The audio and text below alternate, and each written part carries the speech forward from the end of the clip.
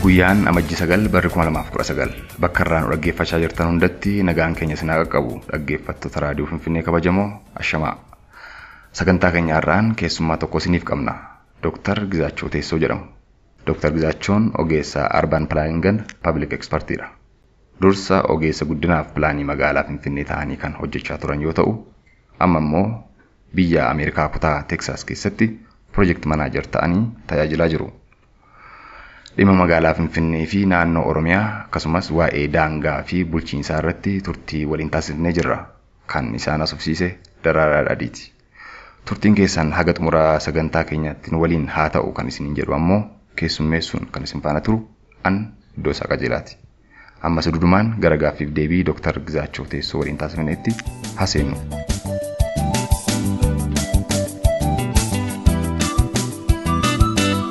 Dr. Gizaachoo yeroo adda addaa miidiyaa adda addaa irratti waa'ee lafaa kana waa'ee guddina magaalaa waa'ee saamicha lafaa kaasatii turtanii baroota darban keessaa dubbiin lafaa yookiin immoo master plaaniin wanni saamichi lafaa wanni jedhamu suni gaafis suni eessa gahee deebiin argame moo waa'ee deebiin argame dubbii sun eessatti dhaabbate mee duubatti deebinee haalaallu rakkoon Oromoo magaalaan Oromoo fi baadiyyaan Oromoo waa'ee lafaa irratti qaban suni dubbiin ka'ee ture deebisaa garuu qabatamaadhaan natti mul'achaa hin jiru gama keessaniin dubbii sun eessa gahe?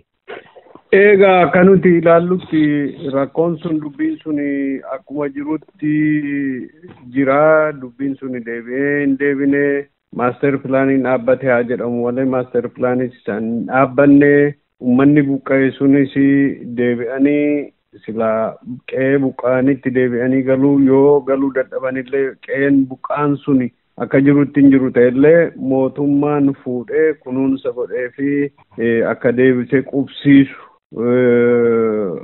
jedhamee ture yaadama ture innis hin jiru sanarratti dabalatee qubsumni haaraan qubsuma iddoo biraatii riiseetil irratti godhan bakka biraatii fidanii irra qubsiisan akka giruupitti gosa adda addaa uummata naannoo sanarra qubsiisanii naannoon sun dandeettii isaa qabiyyee isaatii olitti qabaachaa jira mootummaan inni duraan fooqii hedduu ijaareera mannoota hedduu ijaareera kondominiyeemii jedhanii bakka tokkotti konsentireet ta'ee kan ijaarameeru jira inni suni dhangala'aa fi tajaajilli bishaanii tajaajilli elektiriika tajaajilli adda addaa isaan sanaaf kennamu fi naannoo sana balleessuu danda'uudha.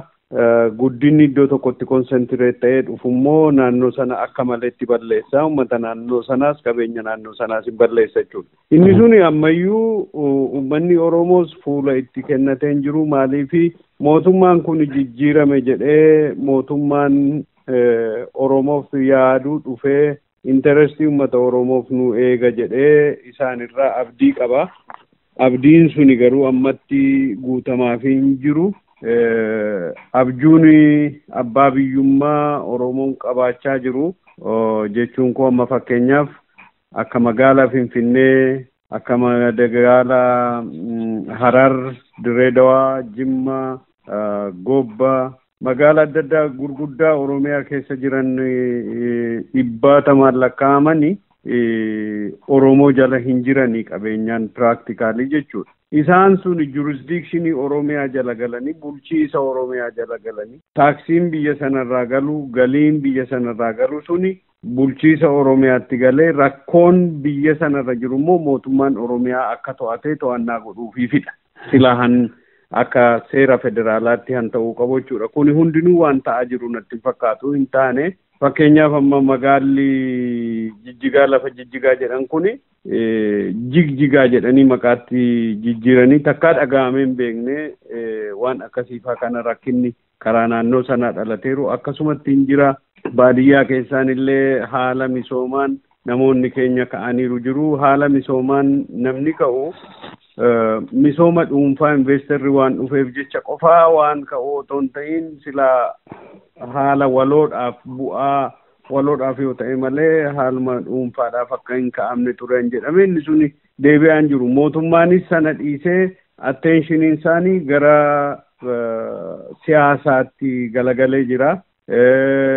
Paartiin adda addaa dhaabbileen adda addaa Oromoos akkasuma waa'ee lafa kanaa waa'ee rakkina Oromoon kaase kana dhiisneetu waan biraa irratti waa'ee siyaasaa irratti waa'ee politikaal ishuu irratti fuula naanneeffateera natti fakkaata. Oromoon walumaa galatti rakkoon kun akka jirutti uummata keenya fixaa kan jiru lafa jala deemaa kan jiru akka siistamaatti ijaarameen akka ijaarsa organizational systemic approachidhaan irratti deemamaa jira. Namni keenya buqqaa jira. Inni karaan hojjetamellee nama keenya buqqisaa jira jechuudha. So kana attentionii nama keenya achirra hin jiru kanadha. Hundi keenya isa dhiifneetu yaada waa'ee waraanaa waa'ee hidhannoo hiikkachuu hiiktuu kanarratti walii galleerraa kanarratti waan wal nama nyaachisaa sanarratti fuula keenya xiyyeeffanne isa kaan biyya lafatti gadhiifne akkasitti rakkoon keenya uummata keenya balleessaa jira jechuudha. Master plaaniin dhaabbata jedhamus directly or indirectly fuuldurmatti deematuma jira malee wanni iddoo kana dhaabbateera kana booda hin darbu wanni jedhame hin jiru jechuudha. Hin jiru lakki master plaaniin durumaanuu takkaa jalqabamee karoorri manni ijaaramaa jira taanaan master plaaniin deemaa jira jechuudha. Manni ijaarsan dhaabne mootummaan suni kanaa booda hamma murtiin tokko kennamutti manni haaraan lafni haaraan akkan kennamne jedhee isaaniiti awaajanii labsanii dhaaban hin dhageenye. So therefore inni suni itti deemaa jira jechuudha. Karoorfamaa jira jechuudha. Master plaaniin takkaa dhaabbatu yookaan mootummaan dhaabee lafa land use systemii sana yoo jijjiire malee master plaaniin dhaabbateera hin jedhamu. Land use policies sun immoo hin jijjiiramne akkuma jirutti dhufee deemaa jira jechuudha. Akkamittiin dhaabuun danda'ama waan kana fakkeenyaaf qotee bulaan lafa kana ofiif gurgurata. Abbaan qabeenyaa amma jedheen irraa bitaa irratti hojjeta. Waan kana akkamiin ittisuu hin danda'ama. Sanaanis hin gurguratin jechuun mirga isaa dhiibuu miti. Kanaanis hin bitin jechuun immoo mirga isaa dhiibuu miti. Bituunis hin gurguruunis irraa dhaabuun akkamiin danda'ama. Gama seeratiin gama land use jettan kanaan. Gama immoo akkamiin ilaalama gama urban development akkasiin. Ila amma karaa land use poolisiin wanni poolisiin power jedhamu jira. Mootummaan tokko lafuma ati qabdu kana godhii kana irratti ijaari kana irratti ijaariini jedhee kana lafa qotisaati kuni lafa fooqiiti kuni lafa daldalaati jedhee aangoo irratti qaba bulchiisa poolisiin power jedhama. Sirkaa fuudhee inumaayyuu mootummaan sun siistema korraapti ta'e kana keessatti namoonni amma horii speculation land speculatoroonni warri jedhaman kuni gadi bahaniitu mootummaanii saantima 3 sirraa fudhataa nuti immoo birrii 30 sii kenninaa jedhanii fakkeenyaaf hin jedha. Garagarummaa gatii agarsiisanii uummata gowwoomsanii deemuun hin jira. Inni suni karaa gar tokkoon ilaalama. Karaa gar tokko immoo akka siistemaatti akka gruupii akka karaa amantii otoo nafi caraqaa beet siisteman jedhamu jira. Caraqaa beet halkanuma ijaaranii bulu halkanuma charchii ijaaramee bulaa harkanuma mana daldalaa ijaaranii buluu halkanuma mana jireenyaa ijaaranii jiru. Kanaan kan deemus innis akka malee deemaa jira. Maaliif mootummaan duraan dhiibee irraa kaaseera lafni sun badheetti taa'aa jira. Namni irra hin jiru abbaan qabu jechuudha. Kana gidduutti namni halkanis guyyaas namni lafa saamu keessa gala jechuudha. Inni kaani mootummaan kan inni dhaabuu danda'u fakkeenyaaf yoo community tokko keessa jirra ta'aniifati akka walootti gosni galaan jedhamu yoo jiraate fakkeenyaaf hin kaasa gosni abbichuu jedhamu yoo jiraate gosni xixiqqaan yoo jiraate akka gosaatti lafa sanarraa akka walootti waan waliin qabantu jira. Namicha lafa gurguratu qofa otoo hin ta'in kan inni balleessee deemutu jira jechuudha. Namichi tokko yookaan barbaadee gurgurachuu danda'a yookaan machaa'ee gurgurachuu danda'a yookaan sababii adda addaatiin gurgurachuu danda'a rakkatees gurgurachuu danda'a. Dhiibbaan irra jiru sun irraa dhaabbachuu qaba. Lammaffaa dhiibbaa sanarrayyuu waan inni balleessu suni identity waloo achirra jira lafa sanarra akka aadaa akka naannoo eegumsa naannoo akka lafa historical ta'ee akka lafa common identity suni jira shared identity waan ta'e suni isa sanarraa badeetu deema jechuudha. Hundi keenya ilmi abaluu gurguratee gaafa deemu namni achirratti hafu aadaan sunis amantiin sunis badaa deema manni barumsaa immoo cufamaa deema jechuudha. Amma manni barumsaa warri kaan namni baay'een irraa bahee deeme manni barumsaa sun qullaafaa namni kaan irratti galaa manni barumsaa Oromoo cufameetu mana barumsaa afaan biraatiin dhufa jechuudha. Inni suni Oromoo irratti dhiphisaa deema jechuudha. Akka walootti waan qabnu sana dhabaa deemna jechuudha. So akka walootti dura lafni suni gosa sana keessaa bahee nama biraatti gurguramuu hin qabu. Akka gurguraatti deemuun irra hin jiru waan nu balleessuuf jechuudha. Ati yoo amma keessaa gurgurattee baata ta'e yoo neetwoorkii ittiin rakkina keessi eegnu dhiibbaa sirra ga'e sana si tiksinu yoo hin jiru ta'e ati gurgurachuuf sanatti jarjartaa jechuudha. Isa sana akka dhiibbaan sirra ga'ee lafa sana sin gurgursiifne yookaan dhiibbaan sirra jiru sun indirectly lafa jalaan saabootaajii waan ta'uu waan danda'uuf isa sana namni sirraa eegu akka walootti akka mootummaatti akka biyyaatti namni walirraa eeguu qaba jechuudha. Wajjin reziisti godhee wajjin dhaabbachuu qaba jechuudha. Kana otoon argatiin nam tokko humna dhabeef yookaan wallaalaa waan ta'eef yookaan waan hin baratiin beekumsa gahaa waan hin qabneef karaa adda addaatiin gowwoomsame yookaan dhiibbaan irra gahee humnaan amma akka himatamaa jiru humnaanidhaan fudhatamaa ture garri caalumsa. Humna sana irraa dhaabuu turre jira mootummaan. Firii maarkeet kan ta'e illee hin jiru torba gurgurtaa fi bittaaf gurgurtaa ta'e iyyuu jechuudha. Maarkeetiin jiru sun iyyuu dhiibbaa jala jira. Biyya deemeen ture isinis kana quba qabdu biyya hoggaan deeme wanni hubadhe qotee bulaan calliseetuma lafa isaatitti gurgura.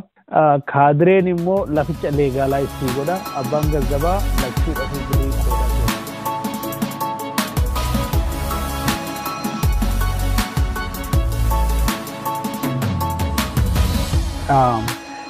Biyya deemeen ture isinis kana quba qabdu biyya hoggaan deeme wanni hubadhe qotee bulaan calliseetuma lafa isaatitti gurgura. Kaadireen immoo laficha leegaalaayitii godha abbaan gazzabaa lachuu dhafuu birii qoodaaf jechuudha. Akkasitti lafti Oromoo gurguramaa jira. Kana hubattaniirtu? Egaa ani isa keessa gadi bu'ee hin argine. Lafni akkaataan itti manni sun ijaarame naanna'ee ilaaleera. Akkaataa itti lafni sun qabame akkaataa itti manni qotee bulaa dur ani beekuu fi daangaan Finfinnee dur ani beekuu fi akkuma beekamu ani maandisiin biyya sanaan ture. Isa tokkoon beeka. Isa nutti himame. Isa yeroo maandisii turtanii nutti hima. Addis Ababa eessa turte jechuudha? Ani Finfinnee maandisii Finfinnee siin ture yeroo sana master pilaanii isa kana otoo hin ta'in isa duraatu ture isa sanarratti wal lole ani isa wajjiniin kanarratti wal dhabnee baane walgahii irratti yeroo baay'ee wal lolla ture dhiibbaanis narratti godhame namoonni bu'an namoonni rakkatan baay'ee turan. Amma yeroon ani jiru garjiin akka haaraati ture baadiyyaadha qotisni jira yeroo sana sirraa dhiibu namoonni ani irratti wajjinii wal lole garjiirraa warra ka'an turan. Amma garjiin magaala handhuura magaalaa ta'ee sa'aatii meeqa darbee eessaaf eessa deemeera amma kiloomeetirii meeqa darbeera garjiirraa akkumatti argite garjiin magaala seenterii ta'eera amma. Baay'ee malee. Yoo fudhannee ilaalle qaraanii irraa laga gama ce'ee gara furiitti hin ceene ture magaalli nan beeka karaa sana warra baayitoowar maqaabir jedhanii warra namoota elaa maaltu jira sitti fakkaate Finfinnee keessatti namni owwaalcha dhabe yoo du'e mootummaan maazagaajaatu owwaala bajetii ramadameeru jira. Mootummaan otuma awwaalu lafni Finfinneedhaa guute baayitoowar maqaabiriin kun naannoo Wingeet Jeneraal Wingeetii jira. Naannoon suni guute inni gaafa guutu mana iddootti lafa nama owwaalan achi gama ceenee kennuuf hin nurra ture gama ceenee achi lafa owwaalchaa achitti kenneef hin jiran tureen.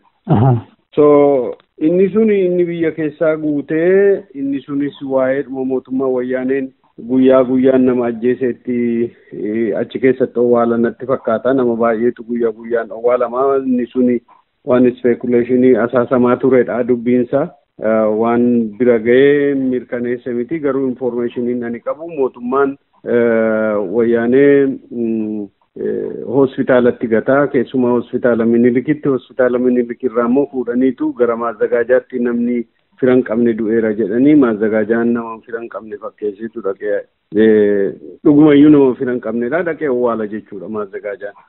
Nama firan qabne namni kileem godhu yoo hin jiraanne maazagaajaan dhaqeetu owwaala.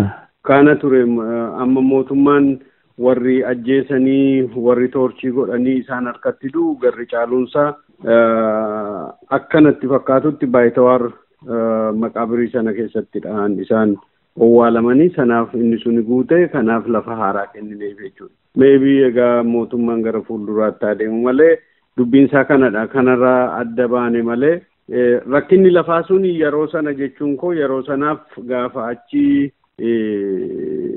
nan beeka naannoo sana jechuuf hin jedhee karaa adda addaa karaa amma karaa saarii sirraas nan beekaa lafa gabaa achirraan naannoo baay'ee karaa laaftoo otoo hin ce'in suni nan beekan ture inni akka maaster pilaanitti karaa laaftoo sun taa'ee ture qophaa'ee ture malee namni ichitti hin ceene makkaan isaan darbine amma inni suni magaala qixa lamaan ta'eeti already isa darbamee in argiteettaatu lafa saamicha ta'eeti lafa qotisaa darbanii qotisa lafa Oromoon irra jiraate qe'ee Oromoo irra darbanii gama tulluu jala qabataniiru.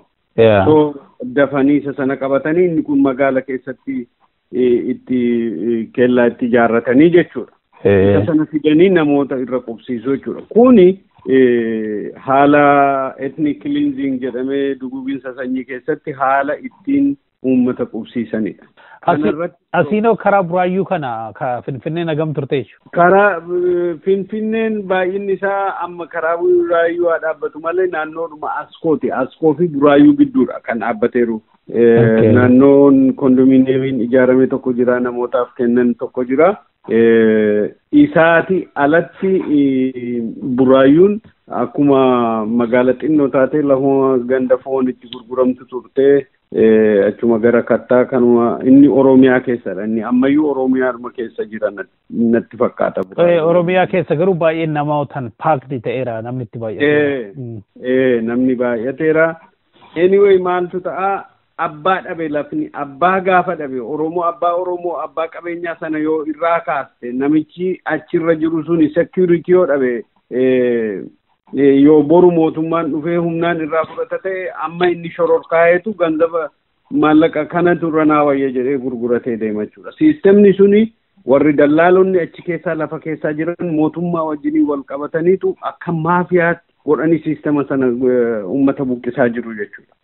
Siistemaan maal ta'etu namni uummanni Dorzee tokko akkamittiin kumaatamaan dhufee qubachuu danda'a. Uummanni Tigree tokko akkamittiin kumaatamaan wal mari'atee dhufuu danda'a.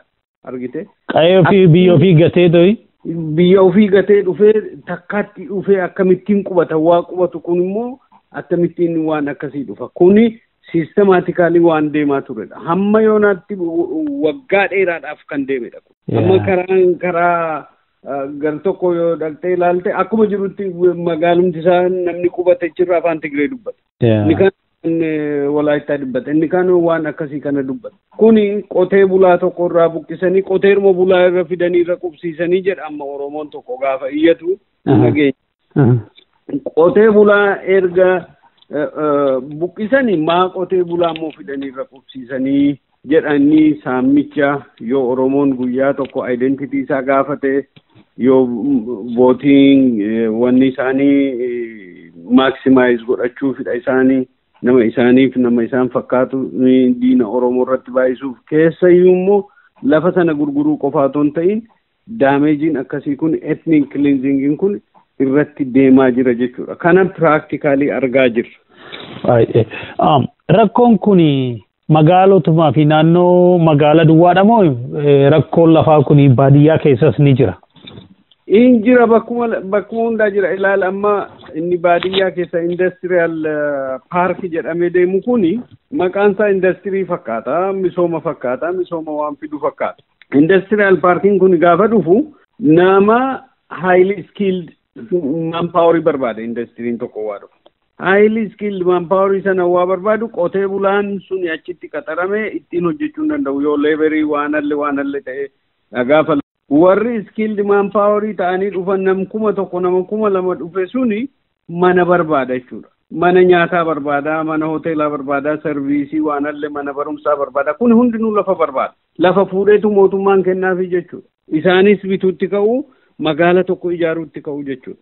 Magaalli Finfinnee waggaa 150 dura har'a indastiriyaal paarkii har'a bannu kana hin gahan argite. Indastiriin tokko gaafa dhufumoo maltiplaayer effektii qaba. Inni tokko dabalatee dhufa, inni tokko sarviis indastirii fidee dhufa, inni tokko hoteela fidee dhufa, inni tokko hospitaala fidee dhufa, inni tokko looyeroota fidee dhufa, inni tokko akkasuma warshaa tajaajilaa wajjiniin dhufa jechuudha. Kuni urbanization economy jedhama. Urbanization economy sun immoo magaala isaa deema jechuudha. Biyya gara magaalaatti bal'inaan lafa saamaa deema jechuudha. Kuni ammas karaa baadiyyaa keessa magaala haaraa banaa deema. Finfinnee biraa, Harar biraa, Dirree Dawaa biraan nu keessatti banamaa deema jechuudha. Inni suni maaliif naannoo keenya irratti waan akkasii kun konsentiree ta'aa tokko lammaffaa bu'aan nuti irraa qabnu maalidha? Mootummaan Oromiyaa maal irraa argata? Oromoon maal irraa argata?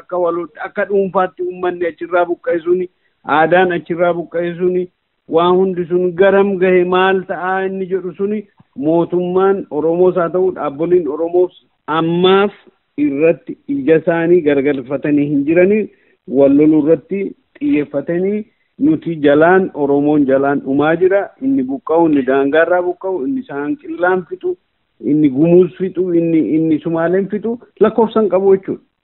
Namni gadduufis hin jiru kana inni keessaas immoo akkasuma ta'a jechuudha. So kun sistemaatik waan ta'e Oromoo irratti waan xiyyeeffate waan ta'eef ummanni Oromoo karaa dhaabaa karaa ilaalchaa har'a walirratti qisaasee wal dura dhaabbachuun irra jiru miti. Akkuma jirutti biyyi suni badaa jira. Biyyi suni gaafa badaa jiru yoo waliin dhaabbanne malee haala kana keessaa bahuu hin dandeenye. Isa kana dhiibneeti haa hiikkatu, haa dhiisu, abaa'uun maal ta'e, abaa'uun dheerate, inni sokko gabaabbate, opiidiyoon akkas ta'e sana gidduu jirra poolitikaa irratti wal nyaachaa jira. Garuu biyyi keenyi dhumaa jira. Namni keenyi dhumaa jira. Biyyi kun namni biraa irra qubannaan lammaffaa ofirraa kaasuuf rakkina guddaa jira. Yoo akkuma namaa cubbuu dalagne yoo ta'e malee nama kana takkaa qubatanii lafa nurraa fudhatanii qabeenya nurratti horatanii abadan nuti akka garbaatti gadi nu deebisu malee ol deebinee akka namaatti akka Oromootti jiraachuun sobadha waan hin jirredha. Wal ga'uunsuu ta'e malee. Dr. Gizaachoo amma jijjiiramni dhufe kuni kan eenyuti? Kan Oromooti miti? Maaliifi Oromoon wareegama guddaatti kaffalee yeroo gabaabduu kana keessatti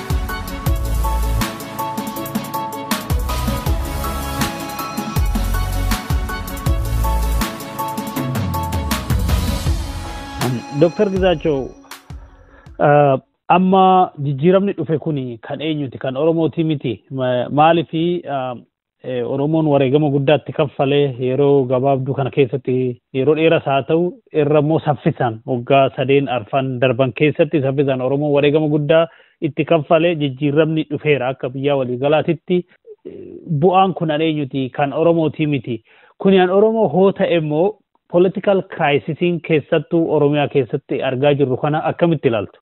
Mee amma bu'aa kana mee haa ilaallu. Maal inni bu'aan kunii jenne yoo ilaalle tokkoffaan dhiibbaan dhufe suni Oromootu qeerroo Oromoo qabsaa'ota Oromoo jaartiin itti salphatee itti dhumeeti. Hundi keenya itti salphanneeti.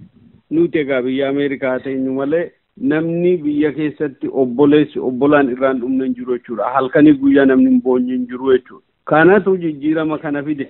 Jijjiirama kana gaafa abdannu hundeerraa rakkina Oromoo fuuraa jedhameetu yaadama argite. Jijjiirama inni jedhamu yoo rakkina sanaaf deebi'ii kenne malee jijjiirama jechuu hin danda'u. Kanadha saayinsiin litereechariin saayinsii waan isaan jedhanii jijjiirama ta'uuf jijjiirama jechuudhaaf anomaalii duraan ture sana rakkina duraan ture sana deebi'ii kennuutu irra jira. Kuni pilaandii ta'ee otoo hin ta'in yookaan kaalkuleeshiniidhaan waan deemu otoo hin ta'in yaada mohaatu uummata sana keessaa bahee yaanni mohaa suni uummata hiriirsee akkasittiin deemaadha kan ta'u. Malee jijjiiramni ittuu waraana dhalee waraana biraa kan duraan hin jirre waraana dhaluu hin danda'u yoo jijjiirama ta'e tokko kanadha waan guddaan. Jijjiiramni mataa dhumtisaa jijjiirame waa ta'ettu rakkoon inni kanaan dura uumame hamma ta'e hin deema. Otoo rakkinni hambiraa hin dhalatin jechuudha. Rakkinni hambiraa hamma dhaqee lolatti darbamutti rakkinni hambiraa hamma dhufee dhiibbaan biraa amma fidutti hamma ta'e wannitu jira bireeki jira yeroo itti misoomni carraa argatu jechuudha. Amma yeroo sanarra hin jiru misoomaaf carraan arganne rakkina isa kanaan duraa hiikuuf carraan arganne jijjiiramni kuni haa dhufu haa fakkaatu malee hundeedhaan jijjiirame hin dhufne. Gaaffii Oromoo deebisuu irratti hin dhufne. Amma yoo ilaalle ummata hiikaniiru. Uummanni hiikan isuma hidhan sana deebisanii bakka hidhan sana kaa'anii jechuudha. Manaa fuudhanii mana hidhaa kaa'anii mana hidhaadhaa fuudhanii mana isaatti deebisan. Jijjiiramni jira rakkoon Oromoo inni hidhaa fide sun hiikameedha inni qaba. Simptamii sana tiriit godhe jijjiiramni kuni malee rakkina isa rakkoo sana fide sana isa hidhaa fide isa ajjeechaa fide isa miila kutaa miila ciruu fide sanaaf rakkoo sanaaf deebiin hin deebine jechuudha. Rakkoon maaster pilaanii, rakkoon eegumsa naannoo, rakkoon lafaa, rakkoon hiyyuma gadadoon biyya sana keessa jiru, rakkoon mirgi dhala namaa dhiitamu sun achuma jira. Hin deebine. Siistemni maaliif sitti fakkaate kuni abaluu balleesse jechuuf miti. Siistemni irtiin kanaan dura rakkinni kuni dhufe suni siistema ijaaramee mallas fa'aa ijaaranii ittiin aangoo isaanii keessatti diktaatarummaa sana waa hunda ittiin qabatanii uummata ittiin cafaqan sanadha. Siistema kanarratti nama garraamii akkamii of iddallee diktaatarummaa ta'a jechuudha. Kanadha. Amma garagarummaan jiru maalidha? Warri duraan fuulduratti mul'atanii warra TPLF keessaa aangoo kana akka jirutti qabanii korraapshinii sanarra warri jiran sun hin jiran dhugumadha. Inni jijjiirameera hamma ta'e. Eenyutu itti dhufeera?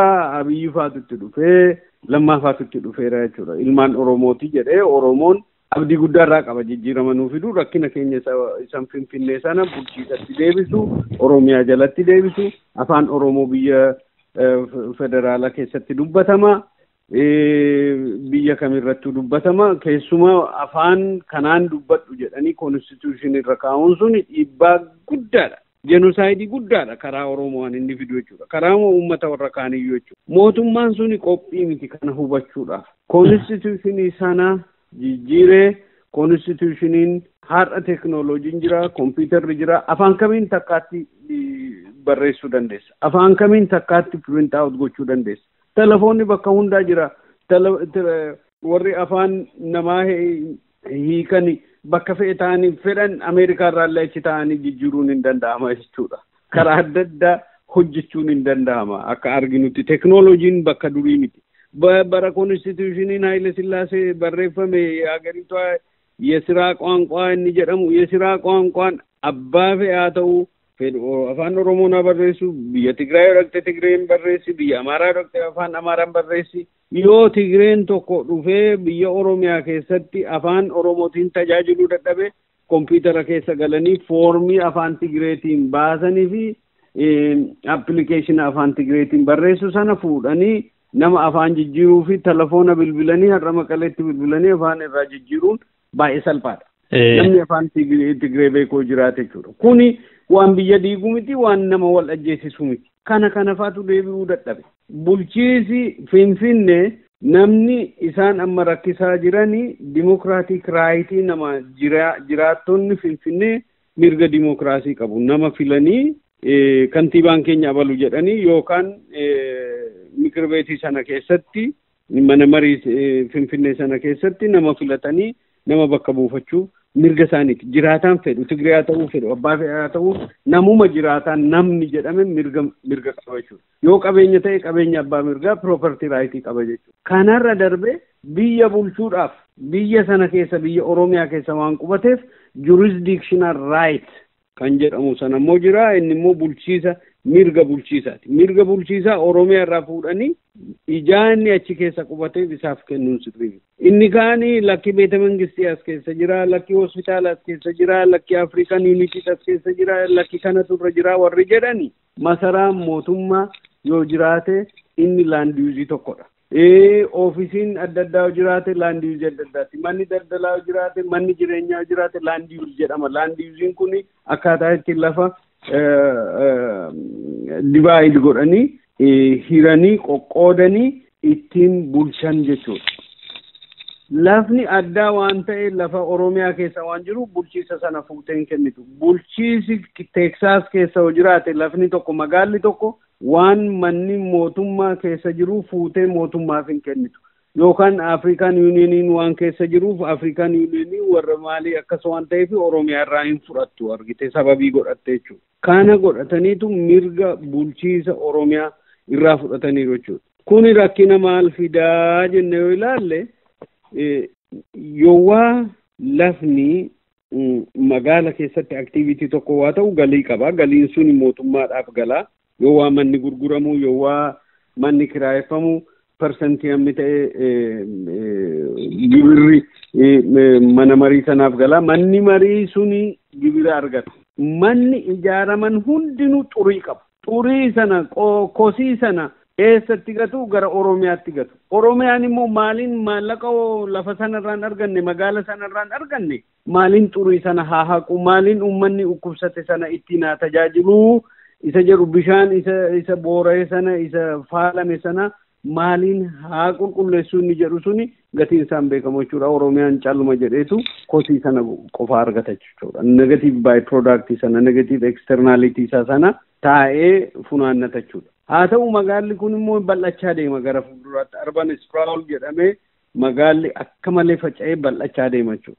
Inni suni ammas lafa Oromoon nyaachaa deema jechuudha. Ilmaan Oromoo buqqisaa deema jechuudha. Oromoon ofirratti magaala kana kontirool gochuu hin danda'u jechuudha. Namni fidee irra qubata nama akkuma amma duraan jenne sana giruuppiidhaan gosa abaluu gosa maalii gosa kambaataa gosa maaliidhaan fidanii irra qubsiisu Oromoon jalaa buqqaa deema jechuudha. Kun ethnic cleansing irratti deemaa jira. Genocide ofirra kaa'eera jechuudha magaala kana yoo akka amma jiru kanatti dhiisee namni ormi biraan yoo kontirool godhate.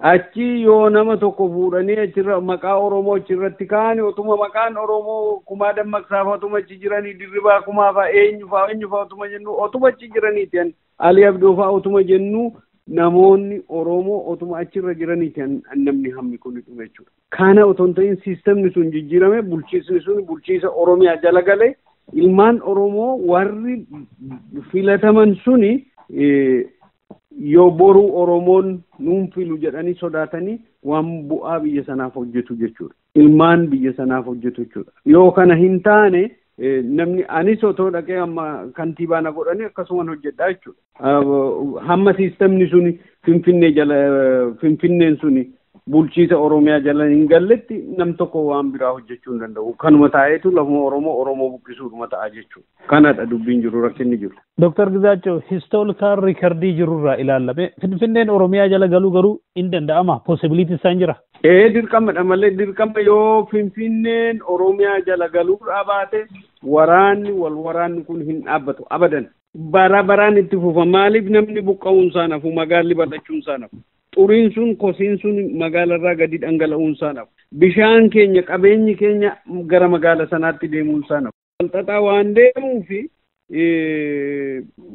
namni bulchiisni tokko magaala tokko ni bulchuufi inni misooma isaa bulchuufi inni kosii sana bulchu to'atu suni qaama tokko ta'uu qaba. Gaaga'amni dhufes fandii achirratti kennee lakki kana gooteetta dhaabi jechuutu irra jira. Laga faalteetta dhaabi jechuutu irra jira. Magaala akka maleetti daangaa magaalaa keessa baatee baadiyyaa tuqxeetta lafa qotisaa tuqxeetta dhaabi jedhee namni adabu irra jira jechuudha. Amma inni adabuu fi inni adabamu inni gaaga'amee fi inni bu'aa argate bulchiisa adda addaa keessa jira jechuudha. Suni bulchiisa siistemii tokko keessa galuu qaba. Historikaali immoo kun lafni Oromooti.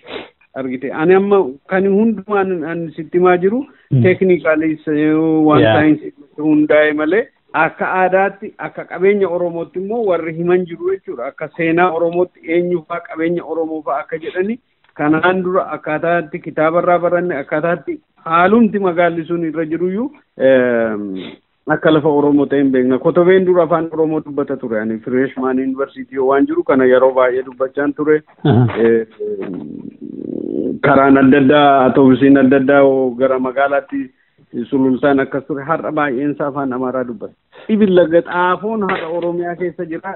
Deemtee ilaalte garri caaluun isaanii afaan Amaaraa dubbata. Dhugaadha. So kuni rakkinni suni hamman dhaabbannetti Oromoon gaaffii kana kaasuu hin dhiisu biyyi suni wal nyaachuun isaa hin hafu kanadha. Maaliif rakkinni isaa Baahir Daaroo bulchiisa Amaaraa jala jirti? Maqaleeno bulchiisa Amaaraa jala jira. Magaalonni adda addaa bulchiisa naannoo sana jala jira. Maaliif Finfinnee adda ta'ee inni jedhu sun saayintifikaalii jarri sun deebisuu hin danda'an. Baay'ee bareeda. Hankeenya jedhanii Amaaraati jedhanii nutuu qabatee jedhanii waan dubbataniif Minilik nama isaanii waan ta'eef nama keenya fannisanii irraa fudhatanii lafarraa fudhatanii so therefore lafa Minilikiiti jedhaniiti kanaaf gaafatamaa jechuudha. Baay'ee bareeda. Dhumarratti Dr. Gizaachoo political crisis hin jira hiikkadhu.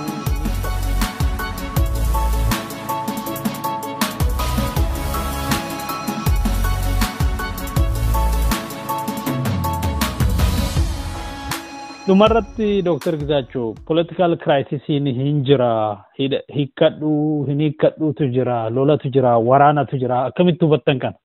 Ilaa amma rakkinni isuma dhugaa dubbachuudhaaf rakkinni keenya rakkina hidhannooti. Rakkina hiikkachuu dhabuu fi rakkina hiikkachuu qabuuti. Dhuguma yoo ilaallate miti. Amma inni amma himamu wal himatan kun adda bilisummaa Oromoo nama ajjeese nama saamenne duroon saamne. Amma akkamittiin saamuutti ka'e dhaabni kun maaltu itti dhufe? Kana jechuu dandeenya argite. Waan jijjiirame tokko hin jira moo hin jiru irra keessa amma yoo ummanni sochiin ummataa itti ka'u public unrest mass movementiin ummanni yoo itti ka'u jechuudha. Akkuma argite qabsoon dur dhaaba adda bilisummaa Oromootiin deemu har'a dhaabamni addaa dhalatee ummanni irratti involved ta'e gara mass movementiitti jijjiirameera qabsoon Oromoo jechuudha. Dhaaba tokko harka hin jiru har'a. Dhaaba tokkoon balleessa hojjettee nama ajjeestes qabsoo sana ukkaamsuu hin dandeessu because gara mass movementiitti jijjiirame bakki hundumaa amma waa'ee Oromoo namni hin dubbanne hin jiru. Waa'ee alaabaa Oromoo namni hin beekne hin jiru. Waa'ee identity Oromoo namni hin beekne hin jiru. Waa'ee master plaanii Oromoon waa'ee Oromoon gaaga'amuusaa biyya sana keessatti akka lammii tokkoffaatti otoo hin ta'in akka lammii sadaffaa arfaffaa salgaffaatti jiraachaa jira argite. Sadarkaa jireenyi keenya jireenya gadadoo gadi deemuu malee jireenyi keenya ol guddatee deemeeru hin jiru jechuudha. Kana waraanaan yookaan kirikiriidhaan deebisuun hin danda'amu. Tokko kanadha lammaffaa mee warruma OPDO fi warra amma OLF jennee lamaan kana haa ilaalu. Jarri kun eenyudha isaanii jennee ilaalle yoo dhugumatti ilaalla ta'e yoo dhugumatti akka kanaan dura jedhamutti yoo ta'uudhaa baate dhuguma ilmaan Oromoo OPDO keessa jiraatan garri caaluun isaanii ilmaan Oromooti. Ilmaan Oromoo kana lamaan gidduu garagarummaan qawweedhaan hiikamuu malu jira yoo jenne ilaalle maalinni garagarummaan kun maalinni gara qawweetti nama geesse qawweedhaan hiikamuu qaba. Inni jechisiisu tokko jira jenne yoo ilaalla ta'e hin jiru deebiinsa lakkii qawweedhaan hin hiikamuu mariidhaan hiikamuu danda'aadha. Therefore maaliif mootummaan gara sanatti harkisaa yookaan dhaabni kun maaliif gara lachuu maaliif harkisan jennee akka nama niwutiraalii ta'ee tokkotti yoo ilaalle yaanni suni sirrii miti qawweedhaan hiikuun hin danda'amu. Inni addi bilisummaa Oromoo rasaasa dha'ee ajjeesu suni gamaas obboleessuma tokko ajjeesa. Inni OPDO'n ajjees dhaqee ijoollee kana ajjeesa jedhus ijoolleedhuma kaleessa yuunivarsiitii keessaa bahanii baqatanii maayikalaawii keessatti dararamni guddaan irra gahee warra rakkatantu dhaqee qawwee qabate. Ijoolluma keenya ijoollee yuunivarsiitii, ijoollee haayiskuulii, ijoollee elemantiirii baqatanii achii qawwee qabatanidha. Haalli kun boru nutti deebi'a jedhanii ijoollee kana lakkii jettee ammas qawweedhaan itti deemuu jechuun gaaga'ama guddaadha. Qaanii guddaadha hunduma keenyaaf iyyuu jechuudha. Maaliif waan kaleessa bu'aa hin buufne tokko waan waggaa 27 yaalame bu'aa tokko ittiin buusne tokko ammas irra deemanii maaliif bu'aa buusu? Kun waggaa 27 miti waggaa 40 olidha. Dargiin jalqabee bara dargii irraa kaasee amma yoonaatti dhaaba kana qawweedhaan dhaaba kamuu dhaaba qawweedhaan dadhabsiisuu dandeessa malee balleessuu hin dandeessu. Keessumaa akka adda bilisummaa Oromoo bal'inaan maas sappoortiidhaan gargaaramee socho'aa jiru kana jechuudha. So kuni taa'anii mariidhaan furamuu kaan seeraan furamutu irra jira. Akka aadaa ta'eetu biyyi suni abalu akkas godhee abalu kana balleesse abalu nama ajjeese jedhameetu miidiyaan illee hima. Biyya kanatti hamma manni murtii murteessutti abalu nama ajjeese jettee dubbatte situ yakkamaa ta'a miidiyaa irratti. Kanadha rakkinni jiru biyya keenyatti. Ajjeese jedhanii immoo hin. Amma warri amma korraapshiniin irratti godhani kana fudhatanii kana saamanii jedhameeti himama argite. Shakkamanii jedhanii mirga isaaniis eeganii mana murtiitti hiikanii manni murtii gaafa murteesse booda gaafa sanadha isaanii yakkamaa ta'anii investigationiin ta'ee eenyutu balleesse jedhame. Mee amma inni isaan jedhanii adda bilisummaa Oromootu nama ajjeese inni jedhan sun adda bilisummaa Oromoo hunduma miti otooruma ta'ellee eenyutu ajjeese akkamittiin du'e inni sun investigate ta'ee mana murtii keessatti irratti karaa seeraa yaalame dhuma irratti abalutu balleesse jedhame abaluu sanatu yakkamaa ta'a malee dhaaba isaa hunduma anafaa isa kaanfaa waan allee nama deeggaru akka koofaa jechuudha. Isa qabate hundinuu yakkamaa hin ta'u jechuudha argite. Yoo ilaalle akkasitti wal yakkina yoo ta'e sirrii miti. Karaa gara tokkos ofiidiyoon akkas godhe jennee yoo yakkinee nuti siistamuma jiru sana kanaan dura jiru sana gara murtiitti geessuun yoo dadhabna ta'e ammas diktaatarummaan biraatu jira. Borus rakkinni kuni hankeenya qofaa otoo hin ta'in anuma biyya sanaa ta'a jechuudha. Gara sanatti deemaa jira jechuudha. Amma gama lama komii jira tokko waraanni adda bilisummaa Oromoo kuni nama kidnaappi godhaa nama saamaa karaa irratti jedhu. Gama lamaan immoo gama biraatiin immoo opiniyoon durayyuu beekaa galaa jedhama.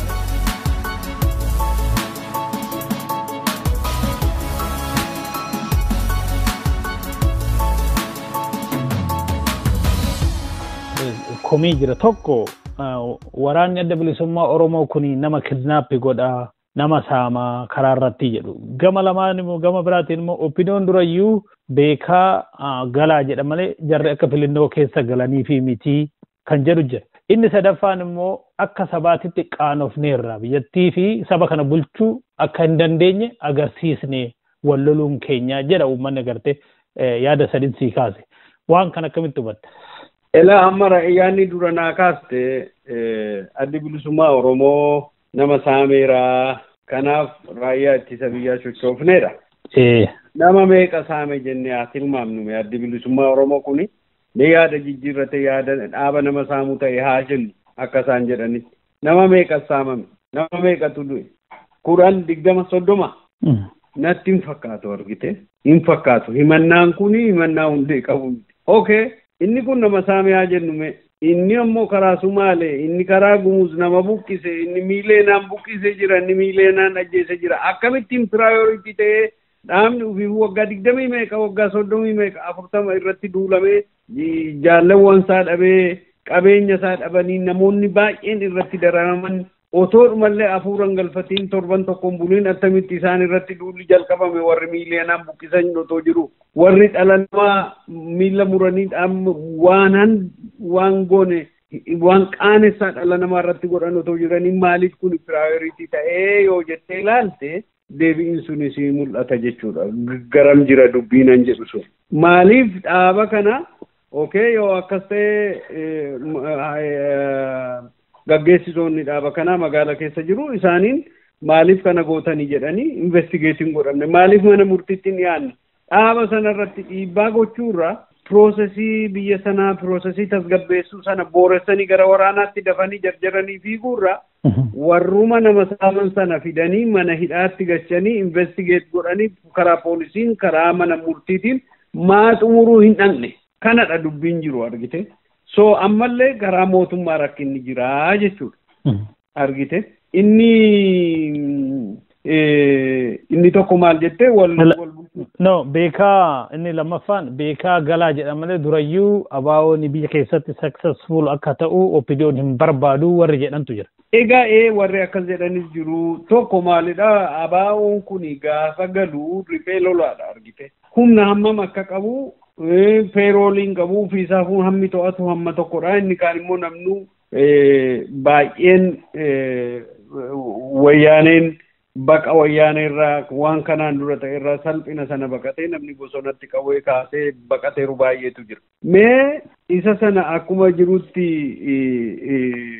fudhannee mootummoonni warri kanaan dura jenosaayidii gaggeessan maal godhanii mootummoonni diktaatoroonni kanaan dura mass movementiin irratti ka'e maal godhanii haala sana keessaa bahuu fi yoo jette warra oppositionii fidanii ufitti araara jedhanii sobanii ufitti fidaniitu isa booddee dhabamsiisu. Taamil Taayigar faa eessa biyya lafaa irratti akka yuunitaa faa akka eenyu faa yoo fudhattee ilaalte baay'een isaanii ufitti qabaniitu balleessaniiru. Probably warri akkas jedhan kanarraa ka'aniitu jedhu ta'a.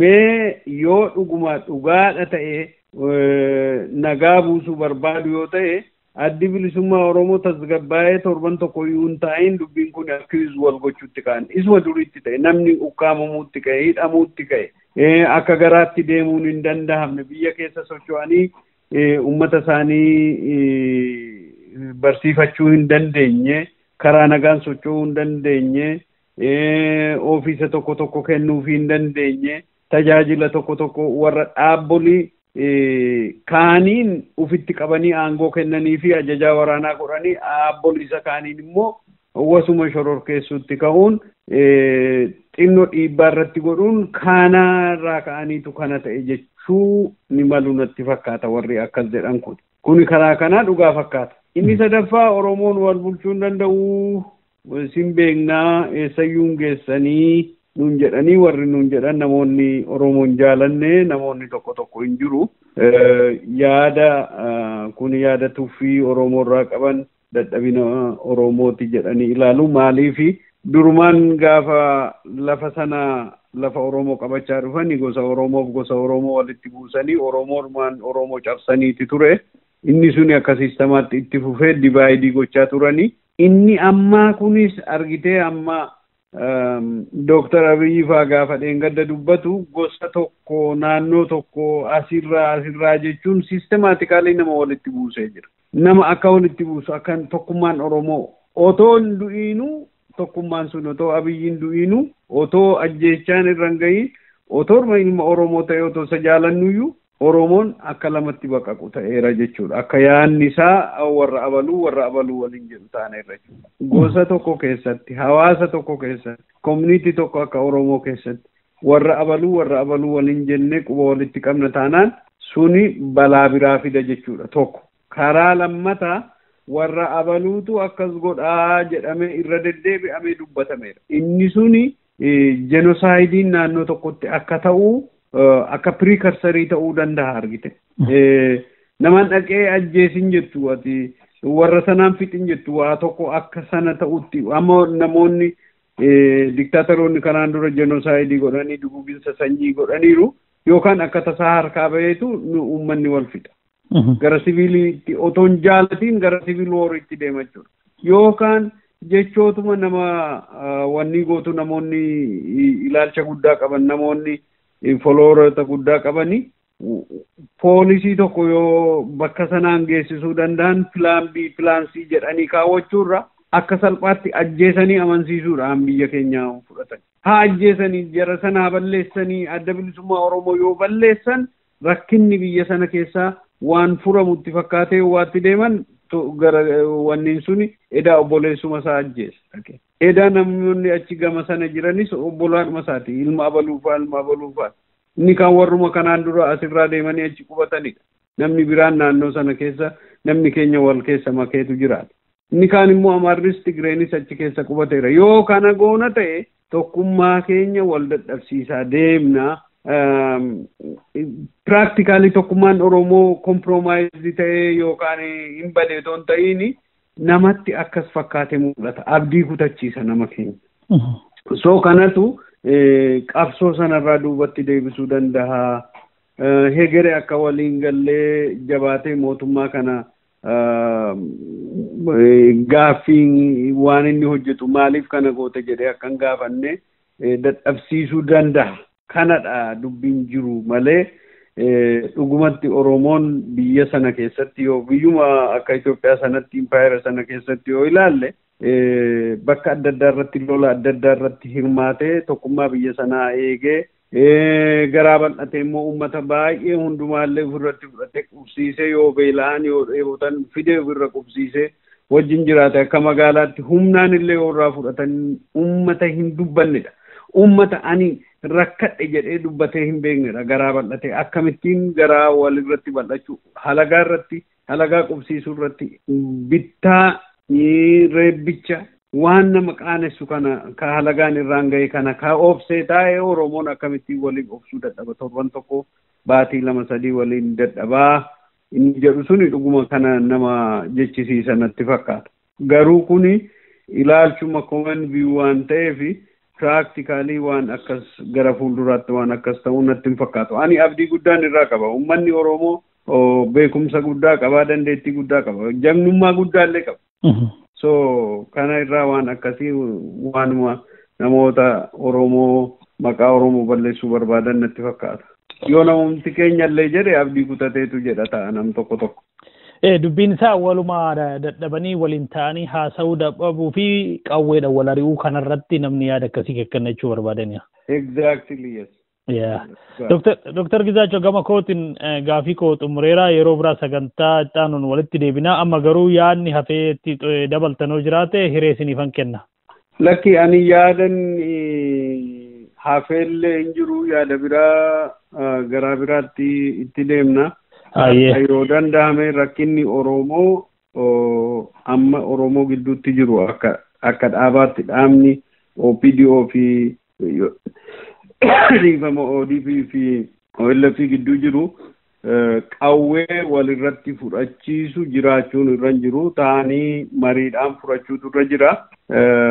Ani kanuman jedha ta'anii garagarummaa sana karaa nagaa irratti hojjechuun dirqama keenyadha. Dirqama hunda keenyaatti jedhee yaada. Baay'ee bareeda. Ulfaadhaa yeroo gaarii qabaadhaa.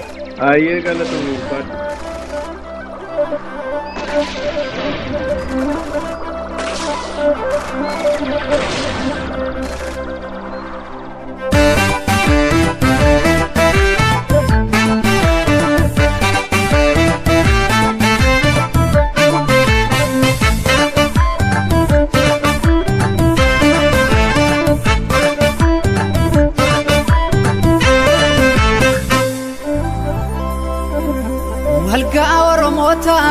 Wirtuma jaftu lama finfinne bitu faan akkamii gurgurama didi maaliif godaanis yoo jedhanii ajjeesii irratti tuqii lafa kee lakkisini keenya baashiitti gurmaa kanneen nati nuuf karoo keenya lafa aadaa fi seenaa galma keenya ganama gaaddisa tumaa seeraa feera jaffeetu lama hiigumaan si tiksina nutis kaane tokkummaan kanaafi gurbaa barataa booyyeedhaa ereegame booree baafata ilmi guddifachaan as galee maaf nutti ta'a silmi gudeedhaan hin dhalanne kanaaf saba unkuraa osoo Oromoo ta'ee maaliif biyya gurgura dadamma lakki Oromoo bahaadhiyaa walitti dhaami amantii kutaa waliin qoqqoodini biyya si dhuunfatte alagaani dadamma lakki Oromoo bahaadhiyaa walitti dhaami amantii kutaa waliin qoqqoodini biyya si dhuunfatte alagaani.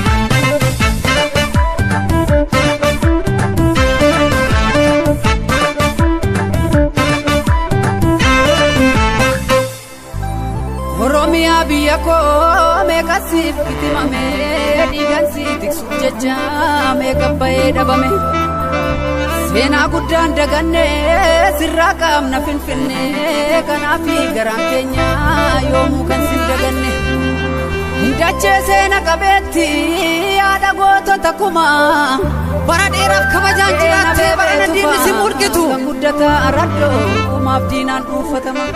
Turtii hagaa xumuraattiin waliin qabaattaniif galatoomaa isiniin jenna dhaggeeffattoota keenya kabajamoo. Wallisaa Caalaa Bultumees walleessaa kanaaf guddoo galatoomfanna. Sagantaa keenya torbeen haga walitti deebinutti biyya nagaa jiraadhaa nagaan. Goonni guraaraa lataa sirratti fannifame bara waaree golollee keenya turte gullalleen Arada chawami biyom gurgurame Master Bilal jedhani sanyi si dhugu